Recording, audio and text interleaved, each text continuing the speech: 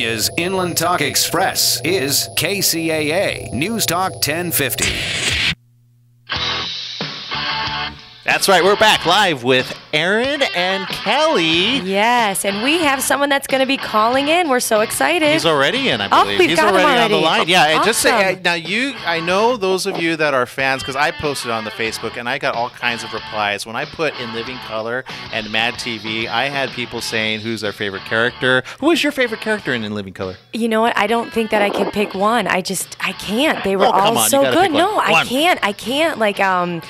God, I mean, no, I just can't. I can't do it. They were all so good. Mine was Jim Carrey, obviously. I mean, Jim Carrey was brilliant, but all of the Wayans brothers were brilliant. I mean, and David Allen Greer, he was amazing. I mean, there was just so many. And what a launch for their career, right? Yeah, exactly. I mean, just everybody on that show showcase. was really, really strong. It was great writing. We have an awesome showcase coming up in later May. We're going to let Rick talk about that. Rick, are you here with us? No, I'm here with you guys. Welcome. Aaron and Kelly. Hi, Welcome thanks to for the show. joining us. Hi. Great Hey, to Rick. be here. Hey, guys. Yeah, Rick. Now you know, I found out about you kind of through the grapevine. You know, through the Latino Theater Club that is on Facebook. And when everything happened, now for our listeners, what they may not know is you were in a very severe accident. What happened? Well, what happened is I had undiagnosed pneumonia, and it was pretty bad. And I kind of hit the perfect storm one day of I've been directing CBS, the diversity showcase I do every year. It's been a big success for 7 years, and I did 3 months of work, and when I got done with it, I had this pneumonia, and I had no idea what was happening. So I got the perfect storm of pneumonia, everything hitting me, and I collapsed and hit my head and had a really horrible brain trauma. Oh my goodness! And that was I remember when everybody was talking about the Latino Theater Club, because everybody knows you and supports you. And when they heard of that, I mean, everybody were on pins and needles. You know what's going to happen. And I mean that you were in ICU for how long? 2 weeks. I was in ICU for 2 weeks, and then the funny thing afterwards is I have such a good Mexican work ethic. I was scheduled to speak at the World Bank a week later, so I practically tore all the stuff they had stuck in my body, and I said, look, I'm going to do this event. I have to do it. So I summoned up all the courage, and I spoke at the World Bank a week later, and I told the World Bank, I said, listen, every one of you is a miracle, and what you're seeing on stage right now is a miracle, because no one thought I'd be there, even including myself. Right, yeah, so, you made it, and I mean the support. You got a lot of support because what was that? There was like a page. I remember I went on there. I said something about it. There was a page your family was able to set up so that everybody kind of right. Yeah, what's odd about it is that I was here. They put me on propofol and all sorts of things because they didn't want my brain to swell, really. So I was out of it for almost 2 weeks, and finally, when I came out, my hands were tied, and Jacob Vargas, who's an actor friend of mine, was there along with my wife and his wife, and I'm thinking, I had no idea where I was at. Why was I tied up? I thought, what kind of weird Hollywood party did I end up at? Something strange. and that's really kind of what I said, what the...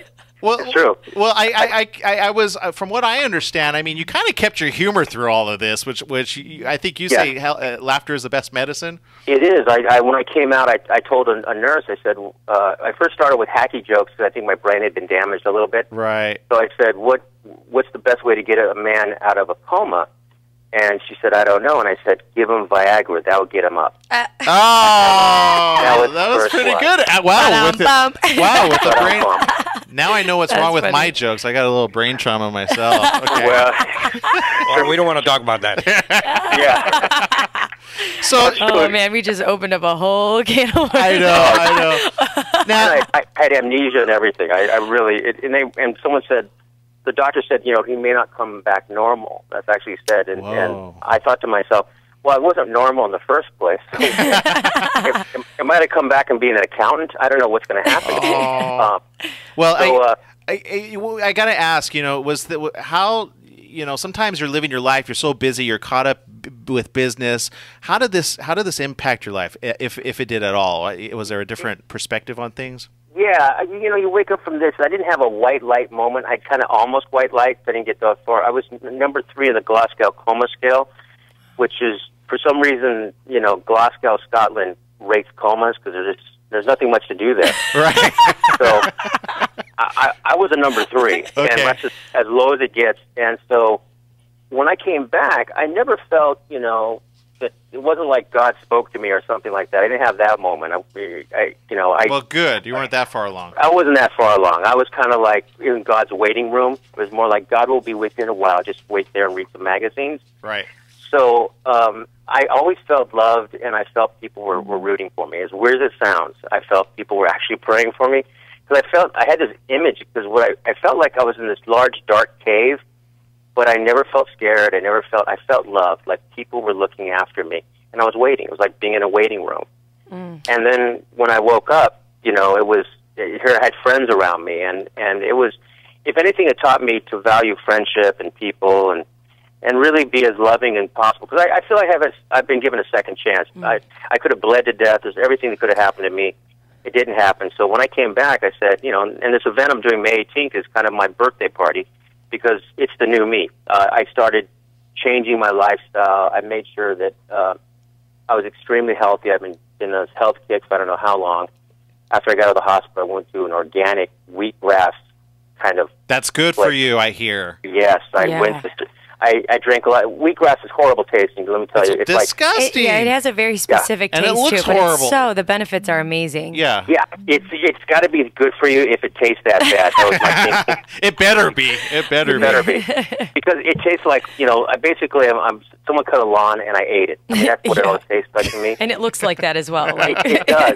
It does. And when you drink it, you're always with other skinny little hippie-type people going, this is so good for you. You got to do it. I love it. So, and I did that, and I've been changing everything. I've been kind of the best I can be, and in a lot of ways, it's living for my community and my family and friends. So if my story can get out and tell people that no matter what, I've already lost a lot of pounds. I've put my family first. I've changed a lot of different things. Not that I was a bad guy. I was a pretty good guy. And that's why I think the community has always supported me, because in a lot of ways, I had a show on Broadway called Latino Logs. I had over 150 Latino actors were in it. Right. I mean, you've given a lot of opportunity. Yeah, back. and I'll tell you, and I felt that people gave back to me, but by really praying, it was a big part of it. And then all my comic friends called up, and they're like, I know you probably have a couple bills from ICU. You were there 2 weeks, and we would love to help out. And I said, well, we're doing what? And they said, we want to throw you a show. It's your show. Isn't that amazing how people come together to help out? Like, and tell us a little bit about that event. You had mentioned it. It's May 18th. Tell us about that. Yeah, it was at the Ricardo Montalban Theater on Vine Street, and it's you go to Tix.com to get tickets under Rick Najera and the ICU. It's intensive comedy unit. So we've got on line we have Carlos. So not intensive care unit. I like how it's all kind of being tied together. Yeah. ICU. It was Rick Najera and I. At first, they were going to do a picture of me in ICU where I was all knocked out, tied up, and. Oh my goodness! I don't want your friends around me if I get into the hospital. They're going to blast it. No, I looked so horrible. It was like even I got scared. Oh. And I looked like I'd been beaten up in medieval times by like those knights that come up and hit you, or bad waiters. I don't know what it was. Well, no, Rick. I gotta say, for those that don't know, like a fall and hitting your head. First of all, that's how my grandma died in December. That's exactly how she died. She had a stroke prior to that, but evidently she had a stroke. She hit her head, bludgeoned her head, and was not. Basically became brain dead, and died from that. So I know from experience that, again, you having a second chance at it, gotten through it, it's really a miracle. It's nice to know that love that is shown to you. Mm-hmm. It is a second chance, and so Carlos Rocky called me, and he's on Reno 911, right? He's on fun stuff. Johnny Sanchez, who was on Mad TV, and I was a writer. I love Johnny Sanchez, by the way. That guy can do everything. Hilarious. Plus, he has my last name, so that doesn't hurt. Exactly. So Sanchez is always very funny. It's weird. It's like a genetic thing. Yes, it is. And then you got Rudy Moreno. Rudy Moreno and Jill-Michele Milan for all the women. She's hilarious. And I'm going to come out at the very end to do some stand-up too. I've done a couple Showtime specials, so I'll give my funny version of what happened to me. That's cool. Well, this is. Sorry. It's basically, but part of it was a lot of people thought I maybe died. That was the other rumor. Really? And then there was another rumor that it was a hate crime, but it was Mexicans beat me up because they thought I was white. It was a reverse kind of hate crime thing. Oh, wow. And yeah, because I'm güero. You know, Right. You and me both. You and me both. Now I know how just you gonna say. feel. Yeah. I know. Güero, for the people that don't speak Spanish, it means tall, good-looking Latino male. It's so, good one, Rick. Good I don't one. think so. and I have a scar on my face now from the fall. Oh, and no. yeah, now I won't be ridiculously handsome. I'll just be handsome, but I'm going to live with that. You got the bad boy thing going on now. Yeah. You get a tattoo like Tyson. Yeah. I'm telling everyone that I wasn't a gang. This would help, you know. Oh yeah. Your street credit. You got your street credit now. So high right now. Yeah, it's a comedy gang. Exactly. Yeah, I belong to Los Consumers. We abuse credit. And, I've heard that's a pretty big gang these days. big gang. It's growing Yes, in it is. numbers these days. Rick, we know how you get booked at the comedy club, but how in the world, who booked you at the World Bank? You know, the odd thing is, Tavis Smiley Tavis Smiley heard me speak, and he's a very influential, you know. Absolutely. Of course. Yeah, I big watch it all the fans. time. Yeah. Mm-hmm. So he called up and he said, "We'd love to have you as our speaker. We've never had a Latino, and we want to be as diverse as possible. And of the Latino speakers you've ever heard, and I speak a lot, we really want you to." So the World Bank, when they called Tavis Smiley, they said, "Listen, we had Dr. Gates last year who did the Obama Beer Hall Summit. He was great. We'd love to have another speaker." And Tavis Smiley said, "Why not Rick Najera? He's really funny and That's great. and insightful." So the World Bank said, "Sure." And I thought, I couldn't believe the World Bank wanted me because obviously they didn't check my credit report. There's no way in hell they would have, signed me. Right. But they brought me out to Washington D.C. and then they didn't know I'd basically been out of a coma about a week earlier. Wow. So Wait, they didn't know that? You just went No, in they and didn't did know your it. thing, and then they found out after?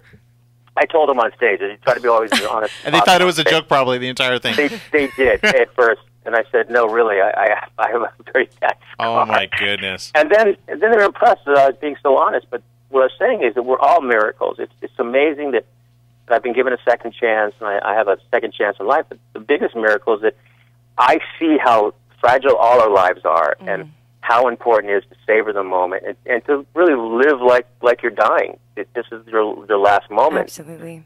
Yeah, make it count, right? And make it count. And that's what I always say. To those that get negative about life, and rightfully so. I mean, sometimes they don't have things going well for them, but you're a perfect example of, again, just enjoy each life because you've got your friends and family around you. Reach out to them. So tell me, I mean, this is happening May 18th, 8 p.m. At the Ricardo Montalban Theater. How can people get tickets again? Just go on Tix.com and www.tix.com and then sign in for Rick Najera and the ICU. And grab your tickets now because I know it could sell out. There's a lot of friends, but I'd really love people that want to see some great comics. These are, to me, the best comics in the world, and they're doing this for just out of love. So it's going to be a very loving night. There'll be a big party afterwards. So prepare to. Ain't no party like a Latino party. That's right. Are we? So we're going to get our tickets. Yeah, we're going to have to make sure we get our tickets for sure. Yeah, we have to go have support. To go. That'll be awesome. Now, Rick, how did you get into writing? Like, you've written for some of two of the best, in my opinion, sketch shows of our time, In Living Color and Mad TV. How did you get into writing? What's funny is I started off as an actor, of course, and I was playing all the bad Latino roles. I played a Cuban drug lord opposite George Clooney in a movie called Red Surf.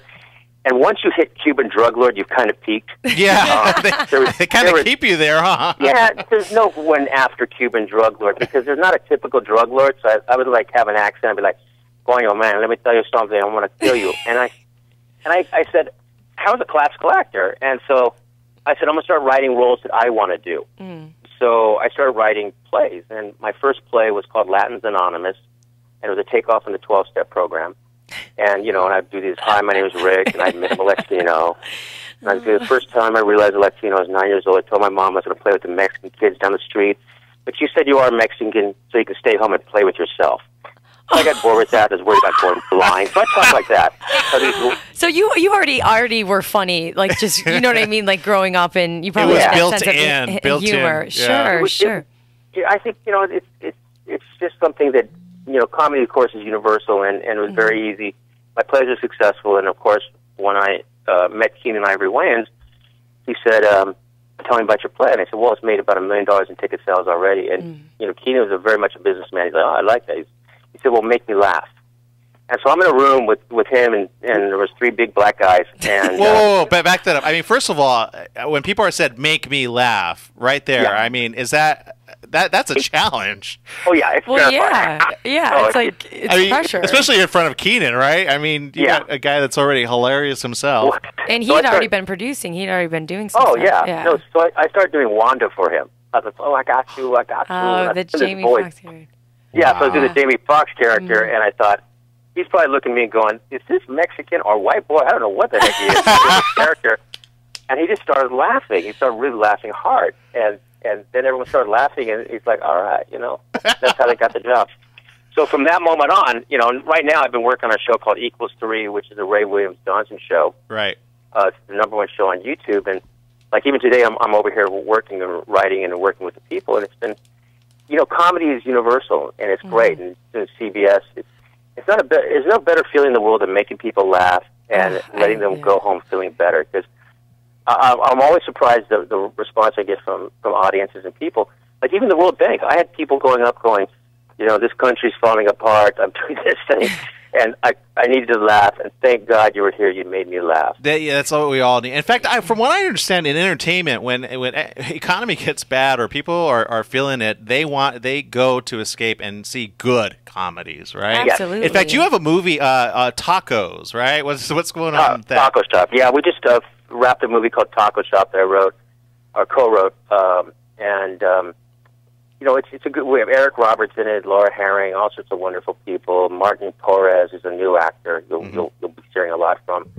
All these different people are in it. It's really an amazing film, but it's a comedy. And I sat there and thought, another film I did a couple years ago was called Nothing Like the Holidays. Starred John Leguizamo and Deborah Messing. Yes, Love which him, got huge acclaim. Yeah. I mean, it's a really good film. You should see that. Nothing Like the Holidays. Rent it.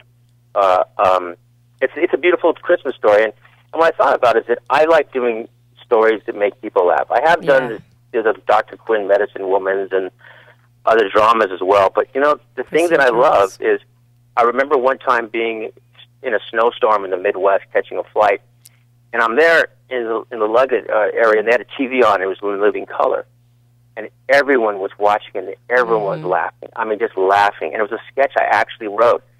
And I remember looking at this woman next to me. I said, "Oh," I was excited. I said, "I wrote that."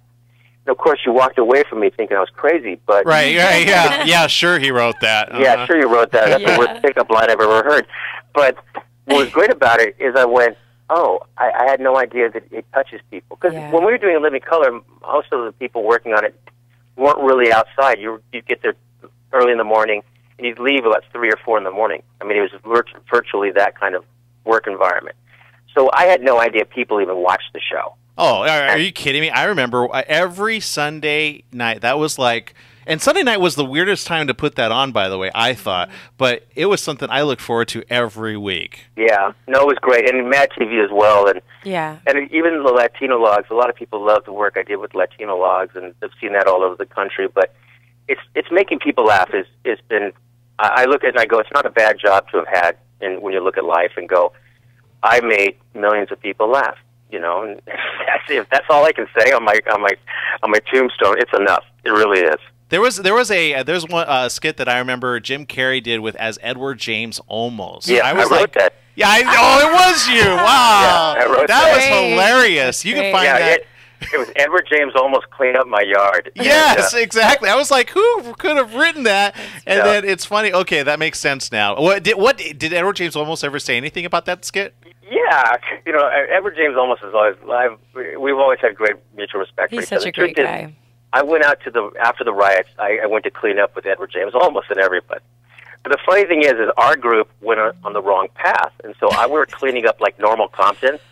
And I remember this black woman came out of her house, and there's all these liberal white people in me. That is hilarious. Cleaning up her yard. She goes, hey, there ain't no riots here. There was no riot here. She said, get out of my yard. That's my yard.